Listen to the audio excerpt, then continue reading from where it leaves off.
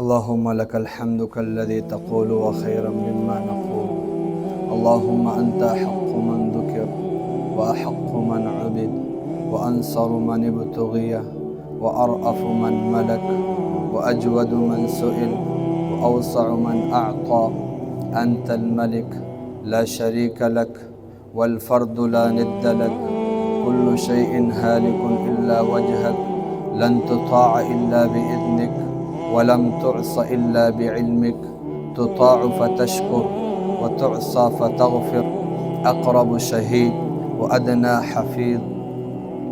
حلت دون الثغور وأخذت بالنواصي وكتبت الآثار ونسخت الآجال. القلوب لك مفضية والسر عندك علانية. والحلال ما أحللت والحرام ما حرمت. والدين ما شرعت والأمر ما قضيت. والخلق خلقك والعبد عبدك وأنت الله الرؤوف الرحيم. وأشهد أن لا إله إلا الله وحده لا شريك له. وأشهد أن سيدنا وسندنا وحبيبنا وشفيعنا محمد صلى الله عليه وسلم. أما بعد فأعوذ بالله من الشيطان الرجيم. بسم الله الرحمن الرحيم. شهر رمضان الذي أنزل فيه القرآن هدى للناس وبينات من الهدى والفرقان. صدق اللہ العظیم. کیوں نہ ہو اسلام ممتاز دنیا بھر کے دینوں میں. کیوں نہ ہو اسلام ممتاز دنیا بھر کے دینوں میں. وہاں مذہب کتابوں میں یہاں قرآن سینوں میں. دنیا کے کتابوں میں قرآن چمکتا ہے. دنیا کی کتابوں میں قرآن چمکتا ہے. قرآن میں رب کا فرمان چمکتا ہے. عادت بنا لے جو تلاوت قرآن کی خدا کی نظروں میں وہ انسان چمکتا ہے. محترم اساتذہ کرام، علماء کرام اور غیور مسلمانوں اور بھائیوں اور دوستوں، جیسے کہ آپ کے علم میں ہے یہ مبارک مہینہ ایک عظمت والا مہینہ ہے اور اس مہینے کا تعلق ایک خاص مناسبت سے ہے. جتنی بھی نعمتیں اللہ تبارک و تعالیٰ نے دی ہے آپ اندازہ کریں، توجہ میری طرف رکھنا. رب کائنات نے بے شمار نعمتیں انسانوں پر کی ہے. اللہ تبارک و تعالیٰ فرماتے ہیں وَإِن تَعُدُّوا نِعْمَةَ اللَّهِ لَا تُحْصُوهَا. اگر تم میرے نعمتوں کو گننا چاہو، شمار کرنا چاہو، کیلکولیشن کرنا چاہو تو نہیں کر سکتے. لکھنے والے، شمار کرنے والے وہ تک سکتے ہیں. لکھنے والے ان کے قلمیں ٹوٹ سکتی ہے، انگلیاں تک سکتی ہے، لیکن رب کائنات کی نعمتیں ختم ہو ہی نہیں سکتی. نعمتیں بے شمار ہے، بے انتہا ہے، لامحدود ہے. لیکن بعض نعمتیں ایسی ہوتی ہے کہ وہ نعمتیں سب نعمتوں سے اعلیٰ اور بالا ہوتی ہے. آپ اندازہ کیجئے، رب کریم اپنے مقدس کتاب میں فرماتے ہیں یا ایھا الذین آمنوا کتب علیکم الصیام کما کتب علی الذین من قبلکم. اے ایمان والو، یہ کوئی نئی بات نہیں ہے، تم پر رمضان المبارک کے روزے فرض کیے گئے ہیں. من قبلکم کا جملہ بتا رہا ہے یہ کوئی نیا کام نہیں ہے. یہ روزے پہلے بھی لوگ رکھ چکے ہیں، پہلے امتوں کو بھی روزے دیے گئے. لیکن رحمتوں اور برکتوں کا سمندر رمضان المبارک کا عظیم مہینہ وہ اس امت کو دیا گیا ہے. یہ ایک اتنی بڑی نعمت ہے. بالکل اسی طرح آپ مزید آگے چلتے چلے، رب کائنات نے 1,00,000 کم و بیش انبیاء سب امتوں کو دیے، سب امتوں کو انبیاء دیے، نبی دیے. لیکن قربان جائیے، سارے امتوں کے، سارے نبیوں کے امام، سارے نبیوں کے سردار، سارے نبیوں کے امام الانبیاء محمد مصطفیٰ احمد مجتبیٰ مجھے اور آپ کو دیا ہے. بالکل اسی طرح آپ آگے چلے، رب کائنات نے کتابیں دوسری امتوں کو بھی دیے ہیں. وہ کتابیں بھی رب کی ہے، یہ کتاب بھی رب کا ہے. وہ کتابیں بھی رب نے نازل کی، یہ کتاب بھی رب نے نازل کی، لیکن آپ قربان جائیے، رب کائنات نے ان امتوں کو بھی کتابیں دی ہے، لیکن رب کائنات نے ان کتابوں میں سے تمام کتابوں کے، کائنات کے تمام کتابوں کا سردار قرآن مقدس وہ اس امت محمدیہ کو عطا فرمایا ہے۔ بات سمجھ میں آ رہی ہے کہ نہیں آ رہی ہے؟ آپ اندازہ کریں جس طرح کلام کی عظمت اور وقعت ہوتی ہے، وہ کلام کرنے والے کی وجہ سے ہوتی ہے۔ کلام کرنے والا کون ہے؟ بات کرنے والا کون ہے؟ آپ اندازہ کیجئے، مثلا ایک بات ہے جو ایک عام آدمی کہہ دیتا ہے، ایک بات ہے ایک عام آدمی کہہ دیتا ہے، اس کی بات کی طرف کوئی توجہ نہیں کرتا، کیوں؟ اس کی بات کی قدر و قیمت اس آدمی کی حیثیت کے مطابق ہوتی ہے، مگر وہی بات ہے، بات وہی ہے، حکم وہی ہے، بات وہی ہے، لیکن حکم دینے والا، بات کرنے والا کوئی بڑا ہے، ملک کا وزیر اعظم ہے، ملک کا صدر ہے، وہ بات کرتا ہے تو اس بات کا مقام اور مرتبہ پھر اور ہوتا ہے۔ یہ دنیا کا دستور ہے۔ آپ اندازہ کیجئے، پوری کائنات میں سب سے عظیم مقام اور مرتبہ وہ رب کائنات کا ہے، تو جس طرح رب کائنات کے اس کا مقام اور مرتبہ ہے اور عظمت ہے، تو اسی طرح کلام کرنے والے کی عظمت کے مطابق اس کی کلام کی عظمت اور وقعت ہوا کرتی ہے۔ تو اس عظیم رب کا کلام وہ قرآن مقدس کی شکل اور صورت میں ہمارے سامنے موجود ہے۔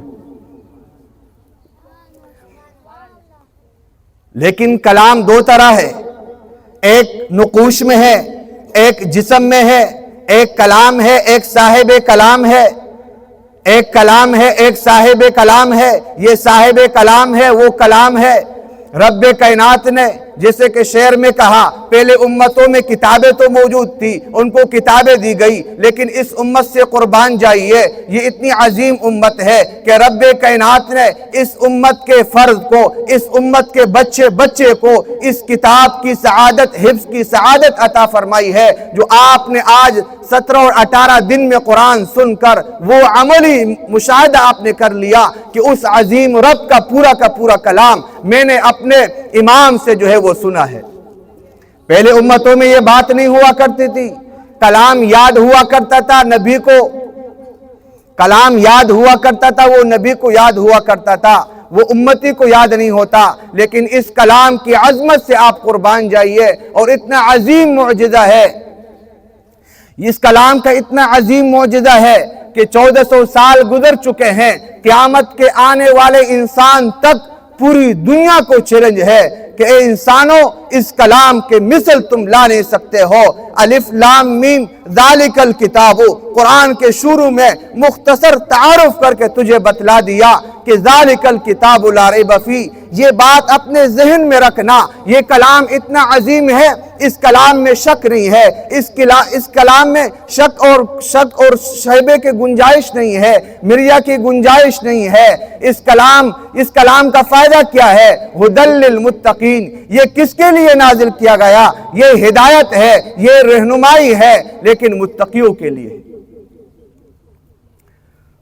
یہ کلام اتنا عظیم ہے، روایت میں آتا ہے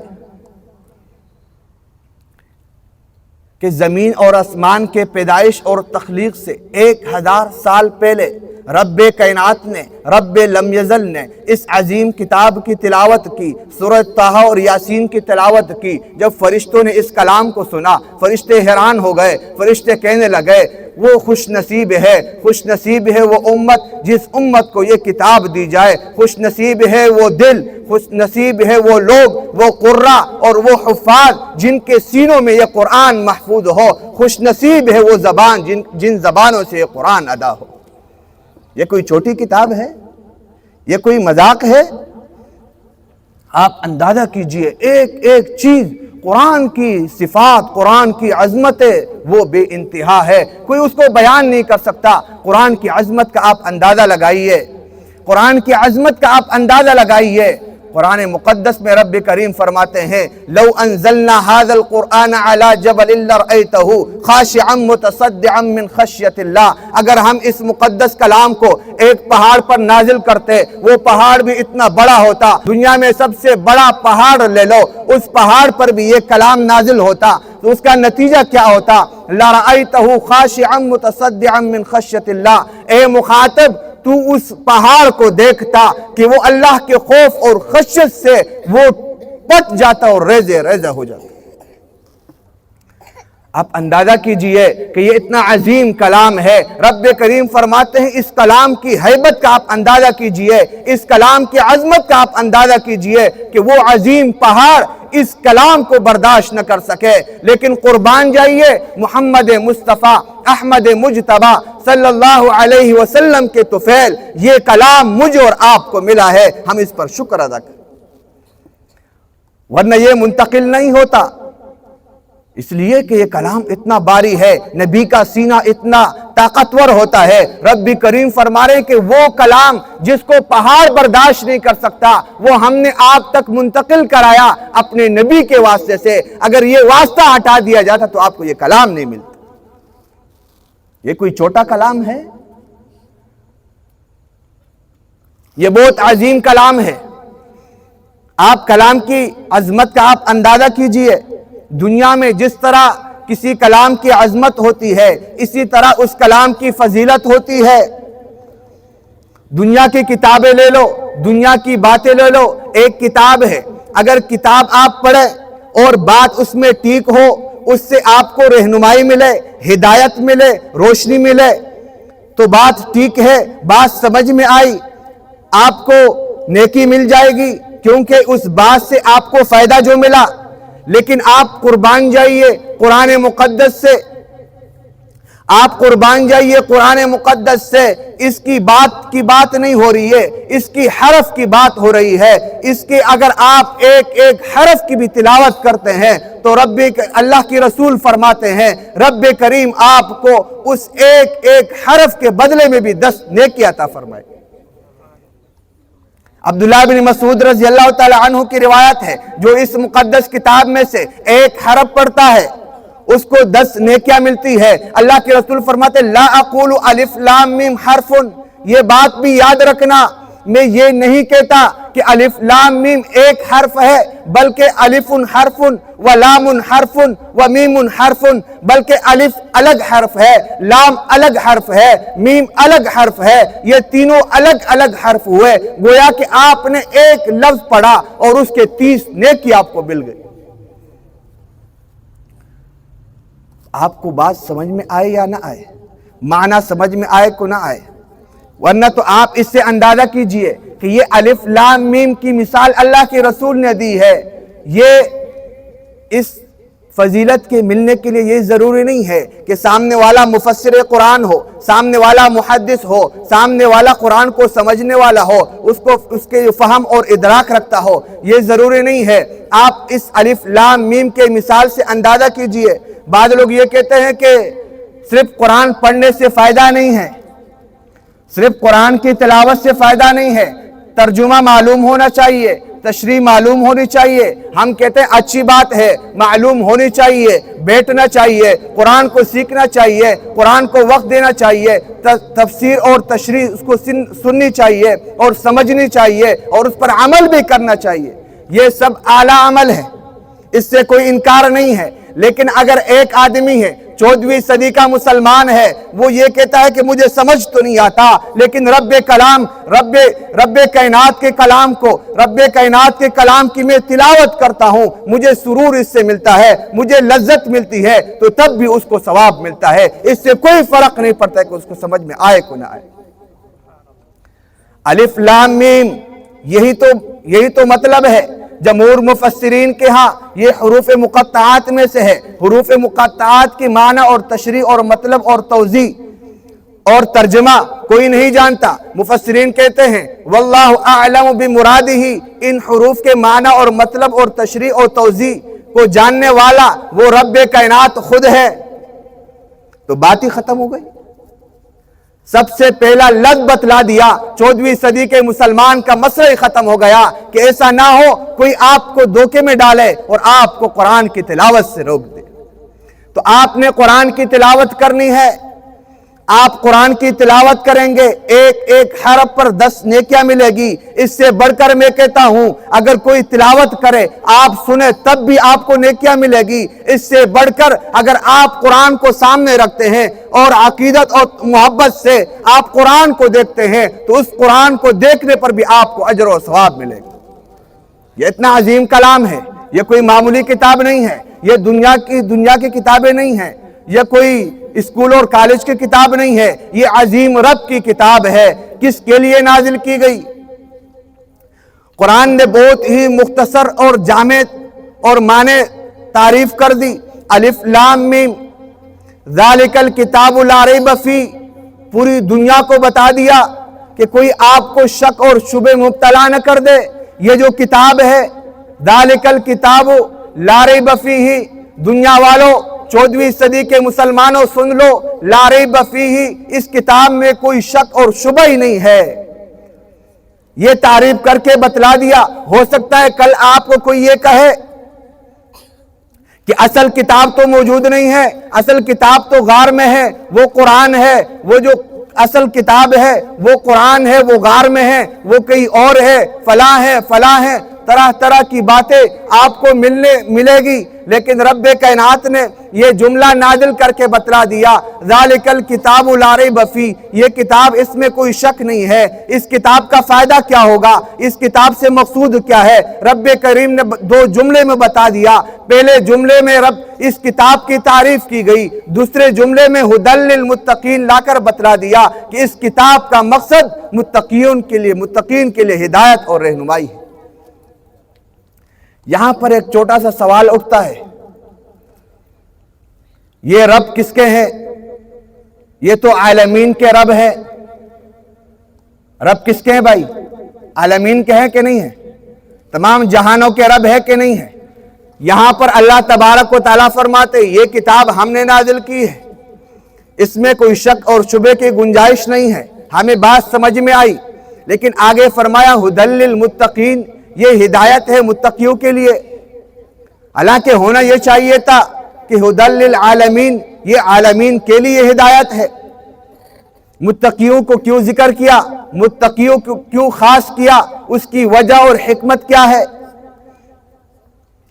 اس کی وجہ اور حکمت یہ ہے کہ اللہ تبارک و تعالیٰ فرماتے ہیں کہ اس کلام کو سمجھنا، اس کلام پر عمل کرنا، اس کلام کو اپنی زندگی میں لانا، اس کلام کے ایک ایک حکم کو ماننا، اس کے مطابق زندگی گزارنا، یہ ہر ایک کا کام نہیں ہے، کیونکہ لوگ تو طرح طرح کے موجود ہوں گے۔ لوگ جو ہے کلام کو مذاق بنائیں گے، لوگ قرآن کے حکموں کو پس پش ڈال دیں گے، وہ کلام کے ساتھ مذاق کریں گے۔ لیکن جو متقی ہوگا، جو مومن ہوگا، جو اللہ تبارک و تعالیٰ سے ڈرتا ہوگا، جو یوم جزا سے ڈرتا ہوگا، رب کے سامنے کھڑے ہونے سے ڈرتا ہوگا، یہ متقی کی صفات ہے۔ جو اپنے رب کے سامنے کھڑے ہونے سے ڈرے تو اس کے اندر یہ بات ہوگی کہ اگر آج میں نے دنیا میں اس عظیم رب کے کلام کو پس پش ڈالا تو کل قیامت کے دن مجھے اپنے رب کے حضور کھڑا ہونا پڑے گا اور اس کو جواب دینا پڑے گا۔ تو اس لیے مسلمان کی شان یہ ہوگی، وہ جہاں پر بھی ہو، جس کام میں ہو،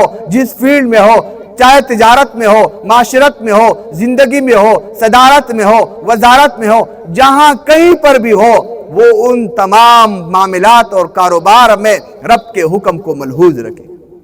صرف عبادات کی بات نہیں ہے، اور یہ وہ آدمی کرے گا جو رب سے ڈرتا ہوگا۔ اللہ تبارک و تعالی ہمارے اندر متقین کے جو ہے صفات پیدا فرمائے۔ یہ عظیم کتاب ہے اور یہ ہدایت ایک صورت میں ہے۔ اس سے یہ بھی پتہ چلا جن لوگوں کے اندر جذبہ ہوگا، جن لوگوں کے اندر جذبہ ہوگا اپنے رب کے کلام کو سمجھنے اور اس پر عمل کرنے کے لیے، یہ ان کے لیے ہدایت ہے۔ ورنہ ہدایت تو موجود ہوگی، قرآن تو موجود ہوگا، کسی کو ہدایت نہیں ملے گی۔ آسان سی مثال آپ لے لیجئے، سورج موجود ہے، سورج کا کام کیا ہے؟ لوگوں کو فائدہ دینا ہے۔ لوگ اس سے طرح طرح کے فوائد حاصل کرتے ہیں، زمینوں کے اعتبار سے دیکھیں، ہر اعتبار سے لوگ فائدہ حاصل کرتے ہیں، جسمانی اعتبار سے بھی فائدہ حاصل کرتے ہیں۔ لیکن اگر کوئی آدمی سورج نکلنے سے پہلے زمین میں اور غار میں جا کر چھپ جائے اور سورج غروب ہونے کے بعد نکلے اور کہے کہ مجھے تو سورج سے فائدہ ہی نہیں ہوا؟ تو آپ بتائیں کہ غلطی اس آدمی کی ہے یا سورج کی ہے؟ غلطی اس آدمی کی ہے۔ اسی طرح یہ کلام کلام ہدایت ہے، کلام رہنمائی ہے، کلام سرچشمہ ہے، کلام ہدایت ہے، لیکن اگر اس سے ہم ہدایت اور رہنمائی حاصل نہیں کرتے تو غلطی ہماری ہوگی۔ لہذا ہمیں اپنے گریبان میں جھانکنا پڑے گا، اس عظیم رب کی کتاب کی لاج ہم نے رکھنی پڑے گی۔ اس کتاب کو بھی ہمیں سمجھنے کی بھی ضرورت ہے۔ جس طرح کہ یہ رمضان المبارک کا ماحول تھا، قرآن مجید کی تلاوتیں کی گئی، قرآن کو سنا گیا پڑھ کر۔ ابھی رمضان المبارک کے بعد ہم یہ معمول بنائیں گے کہ قرآن کو سنیں گے تفسیر اور تشریح کے ساتھ اور ترجمے کے ساتھ۔ کون کون عہد کرتے ہیں نا انشاءاللہ؟ اس کلام کو ہم نے سننا ہے، سمجھنا ہے، اپنی زندگی اس پر بنانی ہے۔ جس نے اپنی زندگی اس کلام پر بنائی اس کی دنیا بھی بنی اور آخرت بھی بنا، اور جس نے اس کلام کو پس پش ڈالا، اللہ کے رسول فرماتے ہیں اس کے خلاف میں جو ہے فیصلہ دائر کروں گا۔ اللہ تبارک و تعالی اس سے ہماری حفاظت فرمائے۔ وآخر دعوانا الحمدللہ رب العالمین۔